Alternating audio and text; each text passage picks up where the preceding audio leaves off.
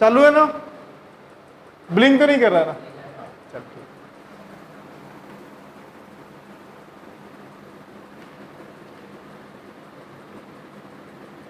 Reflection of light, refraction of light, ठीक है। ये बहुत इंपॉर्टेंट है और बहुत मजेदार चैप्टर है और बहुत अच्छे अच्छे क्वेश्चन इसमें से आते हैं, तो बहुत सारी चीज पढ़ोगे। तो इसको स्टार्ट करने से पहले मैं आपको मीडियम के बारे में बताता हूँ। किसके बारे में बता रहा हूँ? मीडियम। जनरली अपन मीडियम को लेकर समझते क्या? मीडियम को अपन दो कैटेगरी में डिवाइड किए हैं। फर्स्ट मीडियम और सेकेंड क्या होता है? डेंसर मीडियम, ठीक है। रेयर मीडियम, रेयर मीडियम और डेंसर मीडियम को कैसे आइडेंटिफाई करोगे? कौन सा रेयर है और कौन सा क्या डेंसर है, ठीक है। रेयर मीडियम अगर बात करते हैं speed of light, speed of light, speed of light का मतलब क्या होता है कि जैसे लाइट की स्पीड कितना है, अगर लाइट की स्पीड में अगर एयर में बोलूंगा ना, एयर और वैक्यूम में, किस में ले रहे हैं अपन? वैक्यूम, तो ये होता है 3 × 10⁸ मीटर पर सेकेंड, ठीक है। अगर इसका अगर मैं वाटर में लेके चलता हूँ, किस में लेके चल रहे हैं? वाटर में अगर लेके चलेंगे ना तो ये 2.25 10⁸ मीटर पर सेकेंड। अगर प्लेन ग्लास में अगर लेके चलता हूँ ना तो ग्लास में इसकी स्पीड हो जाती है 2 × 10⁸ मीटर पर सेकेंड, ठीक है। तो इसके भी यहाँ पे अपन मीडियम को डिवाइड कर सकते हैं। अगर आपको पूछूंगा, दो चीज कंपेयर करवाता हूँ, मैं अगर बोलूंगा एयर ले लिए और क्या ले लिए? वाटर ले लिए, तो इनमें से रेयर मीडियम कौन सा होगा, डेंसर मीडियम कौन सा होगा? तो याद रखना, जिसमें स्पीड ऑफ लाइट ज्यादा होता है, जिस मीडियम में स्पीड ऑफ लाइट क्या होगा? ज्यादा होगा, दूसरे वाले वो वाला क्या होगा? रेयर मीडियम, दूसरा वाला क्या होगा? Denser medium. अगर मैं इन दोनों को अगर कंपेयर करता हूँ ना तो इसमें क्या हो जाएगा? ये रेयर हो जाएगा और ये क्या होगा? डेंसर। रीजन, क्योंकि इसमें स्पीड ऑफ लाइट क्या है? ज्यादा, और इसमें स्पीड ऑफ लाइट क्या है? कम है, ठीक। अगर इन दोनों को अगर मैं कंपेयर करता हूं ग्लास और वाटर, तो वाटर क्या हो जाएगा? रेयर मीडियम, और ग्लास क्या हो जाएगा? डेंसर। क्यों? क्योंकि वाटर में स्पीड क्या है? ग्लास से कंपेयर में ज्यादा है। समझ में आ गया मेरी बात?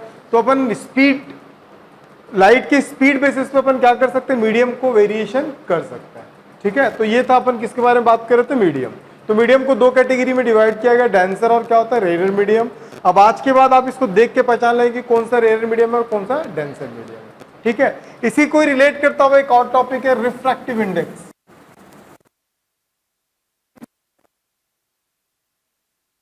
रिफ्रैक्टिव इंडेक्स क्या है एग्जैक्टली समझ लो। रिफ्रैक्टिव इंडेक्स एग्जैक्टली बताता है variation between two, speed of light between two mediums. मतलब दो अगर लाइट ले रहे हैं स्पीड का, तो दो अलग अलग मीडियम में इसमें क्या वेरिएशन होगा उसको बताता है। कौन? Refractive index. तो रिफ्रैक्टिव इंडेक्स को अपन दो कैटेगरी में डिवाइड करते हैं। कितने कैटेगरी में? चालू करें।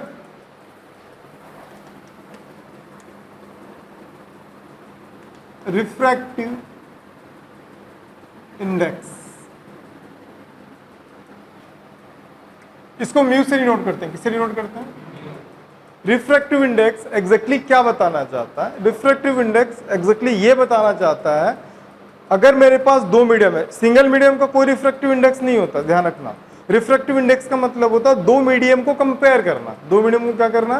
कंपेयर करना, ठीक है। अभी मैं सपोज कर लूं कि इस रूम में एसी में बैठा हूं, ठीक, और यहाँ एक अलग मीडियम है। अगर इस रूम से बाहर मैं अगर धूप में चल जाता हूँ तो वहां का मीडियम क्या हो गया? अलग हो गया। क्या दोनों में मेरे को कुछ डिफरेंस लग रहा है कि नहीं लग रहा है?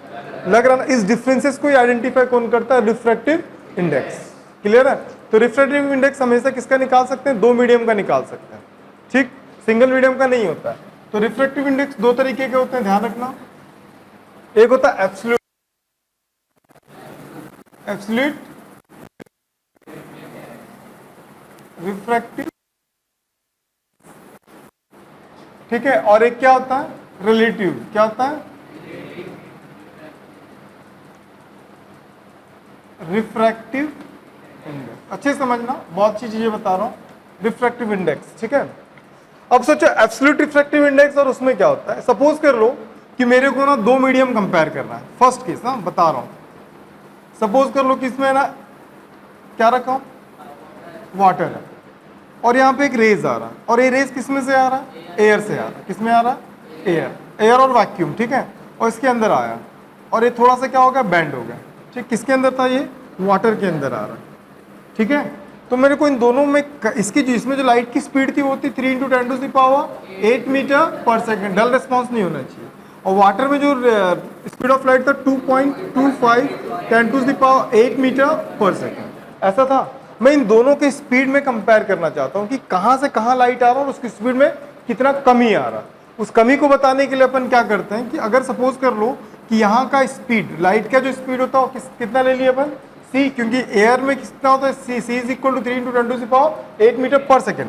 अगर इन दोनों को मैं क्या करता हूँ, अच्छा इसका स्पीड जो ले लिया उसको क्या ले लिया v, और दोनों की स्पीड को मैं कंपेयर करता हूँ तो c बाई क्या होगा v, तो इसको बोलूंगा म्यू, तो mu is equal to c का मतलब कितना होगा 3 × 10⁸, और इसका कितना होगा 2.25, तो इसको जब डिवाइड दोगे ना तो 1.33 आएगा, और ये किसका रिफ्रैक्टिव इंडेक्स हो जाएगा, वो वाटर का। किसका वाटर, मतलब कंपेयर किससे कर रहे हैं, एयर से कंपेयर करके निकाल रहे हैं।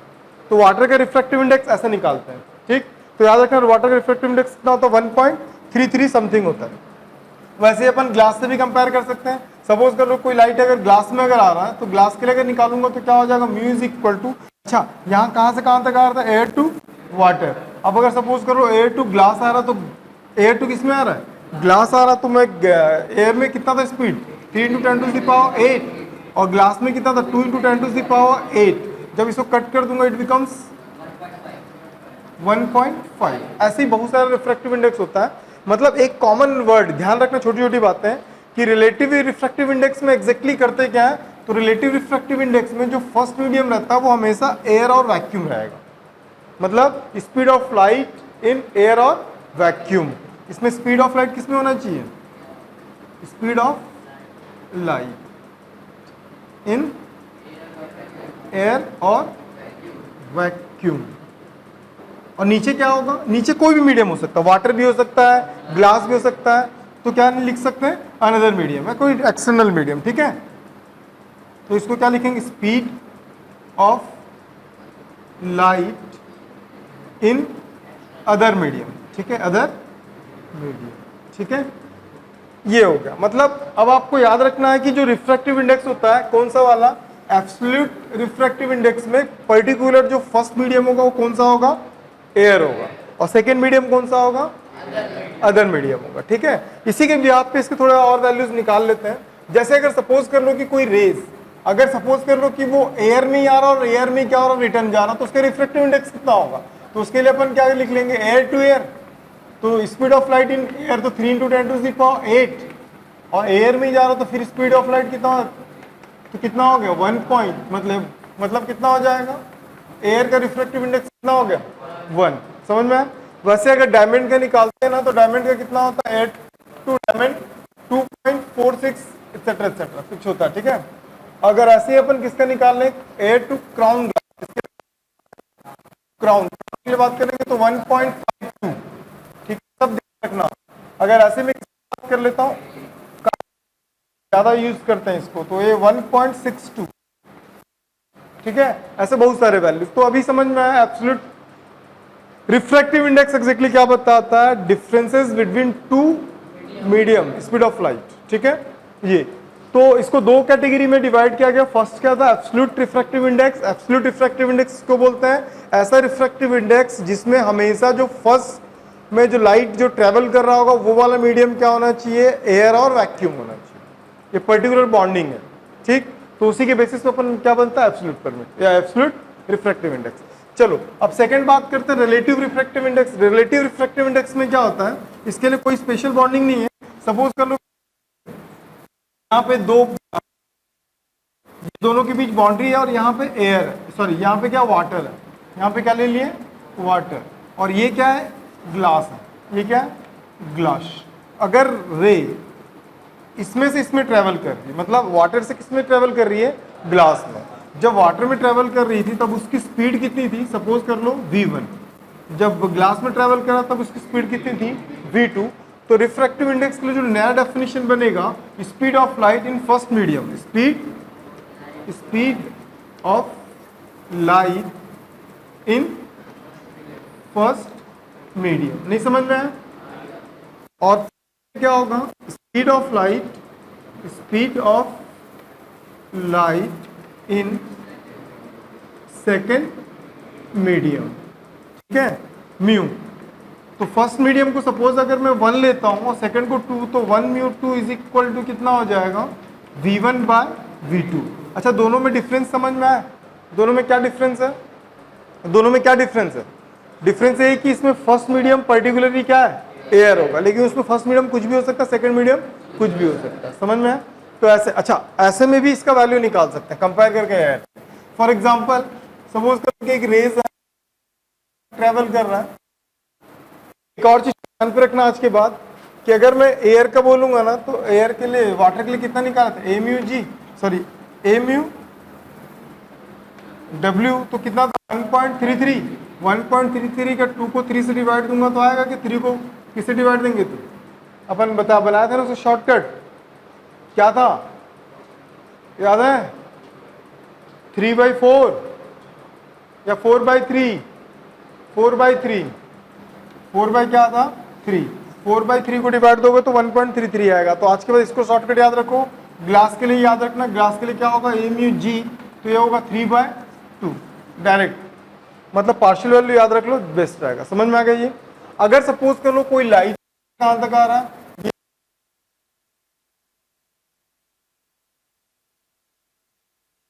वाटर से किस में आ रहा है, वाटर टू ग्लास। अगर ये वाटर से में आ रहा तो रिफ्रैक्टिव इंडेक्स क्या होगा, वाटर टू ग्लास। ठीक, तो ऐसे केस में इसका वैल्यू नहीं निकाल सकते आप। तो ऐसे केस में इसका वैल्यू निकालने का 2 तरीका है।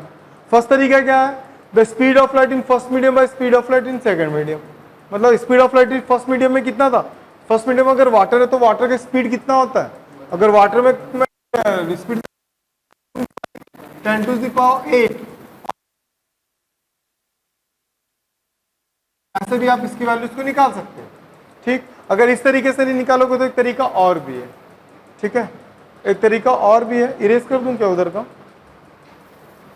तरीका और क्या है, तो देखो ये तरीका ज्यादा अपनाते हैं अपन, डब्ल्यू म्यू जी। जब भी इसको लिखते हैं ना तो याद रखना, जो लास्ट वैल्यू उसको पे लिखेंगे और जो इनिशियल वैल्यू उसको, ये तरीका याद रख लेना। ठीक, और दोनों के कॉमन मीडियम से कंपेयर कर लिए, तो आपको ए म्यू जी का कंफर्म्ड है, कितना कंफर्म्ड है, 3/2। डब्ल्यू का वैल्यू कंफर्म है 4/3, तो एक समझ में आ गया। तो ये पूरा था रिफ्रैक्टिव इंडेक्स।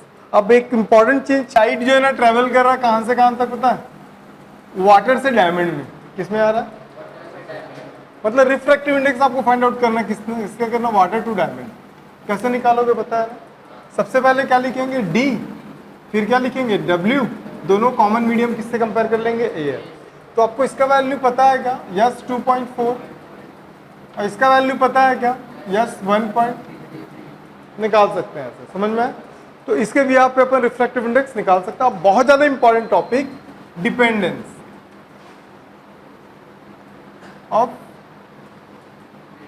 Refractive index.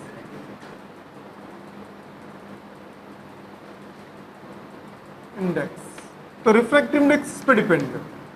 तो रिफ्रैक्टिव इंडेक्स जो इंसिडेंट रे है और जो रिफ्रैक्टेड रे है, जैसा भी होगा या जैसा भी होगा, जो रिफ्रैक्टेड रे होगा उनके नेचर पे डिपेंड करता है। किस पे डिपेंड करता है, मतलब उस मीडियम के नेचर पे डिपेंड करता है। समझ में आ गया? मतलब किसके नेचर पे डिपेंड करेगा, जहां पे रिफ्रैक्टिव इंडेक्स इंसिडेंट हो रहा है और जहां पे क्या होगा, रिफ्रैक्ट हो रहा है, जहां पे लाइट इंसिडेंट हो रहा है और जहां पे रिफ्रैक्ट हो रहा है, उन मीडियम के नेचर पे डिपेंड करता है। किस पे डिपेंड करेगा, उस मीडियम के नेचर पे। मतलब जो भी मीडियम होगा, जो भी मीडियम होगा उसके किस पे करेगा, नेचर पे करेगा। फर्स्ट समझ में आ गया, ये तो समझ में आ ही रहा होगा ना, पूरा तो कमाल उसी का ही है। ठीक, तो फर्स्ट थिंग अच्छे समझना। सेकंड होगा स्पीड और वेवलेंथ। सेकंड कलर, किस पे डिपेंड करता होगा, कलर्स। क्यों कलर्स पे, क्योंकि हर कलर का वेवलेंथ क्या होता है, अलग अलग होता है। हर कलर का वेवलेंथ क्या होता है, अलग अलग होता है, इसलिए क्या होगा, कलर पे डिपेंड करेगा। और कलर पे डिपेंड कर रहा है तो किस पे डिपेंड करेगा, वेवलेंथ पे। किस पे डिपेंड करेगा, वेवलेंथ। कलर्स पे भी डिपेंड करेगा, वेवलेंथ पे भी डिपेंड करेगा। वेवलेंथ का मतलब होता है तरंग दैर्ध्य। ठीक है, कलर पे डिपेंड कर रहा है इसलिए वेवलेंथ पे डिपेंड करेगा। Third is very important, that is a temperature. किस पे बात कर रहे हैं, टेम्परेचर, याद रखना temperature is directly inversely proportional to the refractive index, refractive index. मतलब अगर टेम्परेचर को मैं रेज करूंगा ना, टेम्परेचर को अगर इंक्रीज करूंगा ना, तो क्या डिक्रीज होगा? रिफ्रैक्टिव इंडेक्स कम होगा। मेरी बात समझ में आ गया? मतलब जो refractive index T is a temperature, अगर मैं इंक्रीज करूंगा तो क्या डिक्रीज होगा? Refractive index. ये सबसे इंपॉर्टेंट पॉइंट है, ठीक है। अगर टेम्परेचर कम हो रहा तो रिफ्रैक्टिव इंडेक्स क्या होगा? ज्यादा होगा। मेरी बात समझ में आ गया? इन तीनों में सबसे इंपॉर्टेंट पॉइंट थर्ड है। इतनी चीज क्लियर है? तो यहां पे खत्म हो जाता है क्या? रिफ्रैक्टिव इंडेक्स से ज्यादा कोई चीज नहीं पढ़ना है इसमें, ठीक है। और एक इक्वेशन होता है अकॉर्डिंग टू कॉसिस इक्वेशंस, क्या बोलते हैं इसको? कॉसिस इक्वेशंस में क्या होता है? बहुत सिंपल सा फंडा है, mu is equal to A plus B by lambda square C by lambda 4 series चलता जाता है। तो अपने को इससे पूरे से इक्वेशन से मतलब नहीं है, लेकिन ये इक्वेशन बहुत सारी चीज को क्लियर कर देता है। जैसे ये इक्वेशन ये बता देता है कि mu is directly proportional inversely proportional to the lambda. नहीं समझ में आया? मतलब जिसका वेवलेंथ ज्यादा होगा उसका रिफ्रैक्टिव इंडेक्स कम होगा। इसका मतलब क्या समझ में आता है कि रेड लाइट और मैं वायलेट लेता हूँ, तो दोनों में से रिफ्रैक्टेड, दोनों में से वेवलेंथ किसका ज्यादा होता है? रेड का ज्यादा होता है। क्यों? पढ़े थे ना 7900 आर्मस्ट्रॉन्ग, और इसका कितना होता है? 3900 आर्मस्ट्रॉन्ग, याद है कि नहीं? तो इसमें इन दोनों में ज्यादा होता है, ये ज्यादा होता है। तो इसके भी यहाँ पे अगर मैं ऐसे लिखता हूं म्यू आर और म्यू वी, तो ज्यादा किसका होगा? क्योंकि इसका वैल्यू कम है तो उसका, जिसका वैल्यू कम तो इसका वैल्यू ज्यादा। मतलब रिफ्रैक्टिव वेवलेंथ किसका कम है? वायलेट का, तो रिफ्रैक्टिव इंडेक्स वायलेट का क्या होगा? ज्यादा होगा। मेरी बात समझ में आ गया? तो बिफ गियर बेसिस पे सीक्वेंस को आप निकाल सकते हो, ठीक है। तो इसी के भी आप पे एक और केस बनता है। अगर इसको मैं ऐसा भी लिख सकता हूं ना, तो mu is equal to wavelength किस पे डिपेंड करता है? Speed of light is equal to time. Wavelength by क्या होता है? टाइम। तो मैं इसको डायरेक्ट क्या लिख सकता हूं कि सी के भी क्या होता है? यूनिवर्सली प्रोपोर्शनेट होता है। मतलब जब स्पीड ऑफ लाइट कम होता जाएगा तो रिफ्रैक्टिव इंडेक्स क्या होगा? बढ़ता जाएगा। स्पीड ऑफ लाइट क्या होना चाहिए? कम होते जाएगा तो रिफ्रैक्टिव इंडेक्स बढ़ेगा। अगर इन दोनों इक्वेशंस को मैं कंपेयर करता हूं तो फ्रॉम इक्वेशन नंबर 1 एंड 2, अगर दोनों इक्वेशंस को अगर मैं कंपेयर करता हूं तो मैं ऐसा लिख सकता हूं कि C प्रोपोर्शनल टू और C प्रोपोर्शनल टू लैम्डा, क्योंकि ये भी इसके इनवर्सली प्रोपोर्शनेट है, वो भी उसके इनवर्सली प्रोपोर्शनेट है, तो दोनों आपस में क्या होगा? प्रोपोर्शनेट हो जाएगा। ये तो समझ में ही आता है ना, क्योंकि वेवलेंथ इंक्रीज होगा तो स्पीड भी क्या होगा? इंक्रीज होगा। समझ में आ गया मेरी बात? ये एक ऐसे इक्वेशन है जो बहुत सारे क्वेश्चन को सॉल्व कर लेते हैं। समझ में आ गया? ये लास्ट था, इसको नोट कर लो, उसके बाद कुछ क्वेश्चंस कराता हूँ। बात किए थे, एक और रिलेशंस पे डिस्कस कर ले रहा हूँ। सपोज मेरे पास 1 2 है, तो इसको मैं क्या लिखूंगा यार? मैं बताया था ना, ये प्रोपोर्शनेट होता है, तो इसको क्या लिखूंगा? म्यू 2 और साथ में म्यू 1 था ना। लेकिन इसके जस्ट अपोजिट क्या चलता है? Lambda 1 by lambda 2। पता है ना, इनवर्सली प्रोपोर्शनेट होगा तो चेंज कर देगा। फिर यहाँ पे क्या होगा? C1 bye C2। ये रिलेशंस को अच्छे से याद रख लेना। समझ में कैसे आया? 2 1, यहाँ 2 है तो यहाँ क्या होगा? 1, क्योंकि ये यूनिवर्सली प्रोपोर्शनेट है, मतलब उसका उल्टा चलेगा। समझ में आया ना? नहीं आया तो बोल, बताता हूँ। आ गया ना? चलो, अब ये क्वेश्चन क्या गिवन था? A beam of monochromatic light of wavelength given है। कितना गिवन है वेवलेंथ? 4200। तो ये 4200 आर्मस्ट्रॉन्ग, कुछ नहीं करना, आर्मस्ट्रॉन्ग में रहने देना, ठीक है। एयर ट्रेवल इन वाटर, कहां से कहां ट्रेवल कर रहा है? एयर से वाटर। तो इसको मैं क्या लिखूंगा? AMUW, और AMUW का वैल्यू कितना दिया? 4/3। और अपने क्या लिखना? वेवलेंथ ऑफ द वाटर, किसमें निकालना है? वाटर। कुछ समझ में आया कि नहीं आया? अगर मैं इसको AMUW लिखूंगा तो इसको ऐसे लिख सकता हूं। तो इसको कैसे लिखूंगा? कितने लोगों को कहानी नहीं समझ में आया? नहीं समझ में आया? यहाँ W है तो यहाँ W, यहाँ A तो ये अपोजिट। क्यों? क्योंकि इनवर्सली प्रोपोर्शनेट होता है। नहीं समझ में आया? तो किसका वैल्यू गिवन है? एयर में गिवन है वैल्यूज, वाटर का निकालना है क्वेश्चन मार्क, इन दोनों का वैल्यू तो पता है कितना है, नहीं समझ में? तो अगर मैं 4/3 यहाँ पुट करता हूँ और लेमडा ए का वैल्यू कितना 4200 आर्मस्ट्रॉन्ग है और किसका वैल्यू निकालना वेवलेंथ इन वाटर, तो वाटर के लिए कितना हो जाएगा, ये क्रॉस मल्टीप्लाइड कर दूंगा तो 4200 बाय 4/3 ये इधर चल जाएगा तो कितना आ जाएगा 3, 4200 बाय 4 से डिवाइड तो कितना आ रहा है, इतना गंदा है, कितना आ रहा है 4200 है तो कितना हो जाएगा 21, अरे यार कितना भी नहीं कर पा रहे, 150 कैसा आ जाए, गधा है क्या भाई, 2105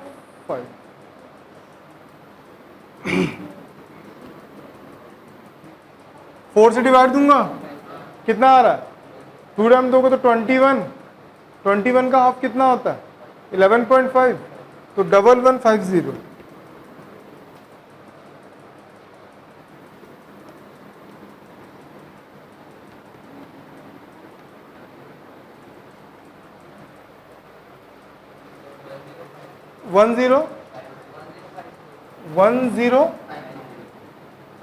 1050 कट करना पड़ेगा, कितना होगा 0,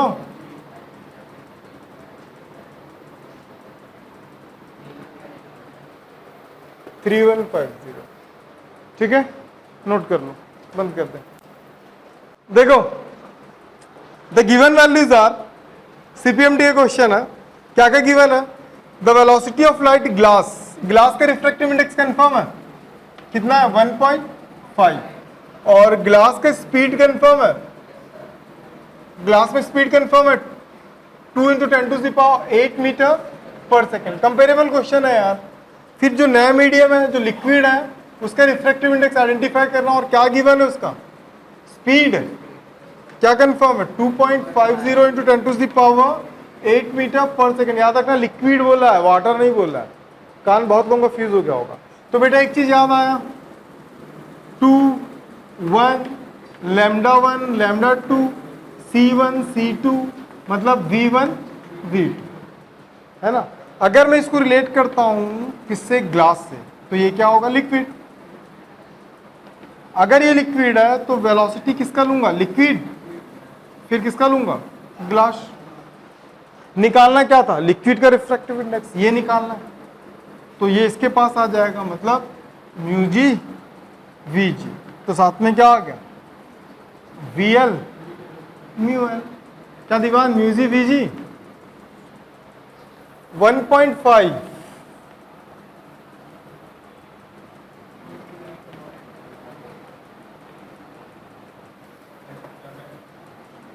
2.50